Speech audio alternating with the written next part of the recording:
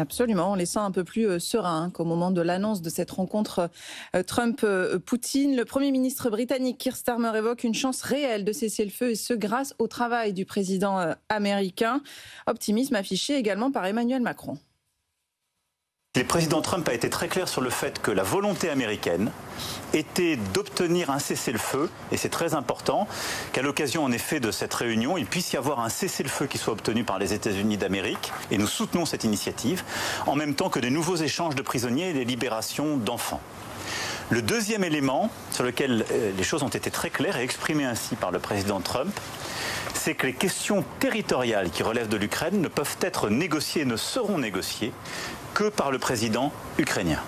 Les positions américaines et européennes semblent donc plutôt alignées à l'aube de cette réunion en Alaska. Mais le chancelier allemand rappelle tout de même qu'il est nécessaire d'obtenir des garanties de sécurité, que ce soit pour l'Ukraine ou pour l'Europe. Volodymyr Zelensky, qui prenait part à cette visioconférence depuis Berlin, appelle ses partenaires à empêcher toute tromperie de la part de Moscou. Le président ukrainien et les Européens qui seront véritablement fixés à l'issue de cette rencontre demain. Donald Trump a promis de les appeler dans la foulée. Il y a de bonnes chances qu'il y ait une deuxième réunion plus productive avec Poutine, Zelensky et moi-même, s'ils veulent bien de moi, c'est ce qu'il précise. Ces déclarations interviennent au lendemain de la plus grande progression en 24 heures des forces russes en territoire ukrainien.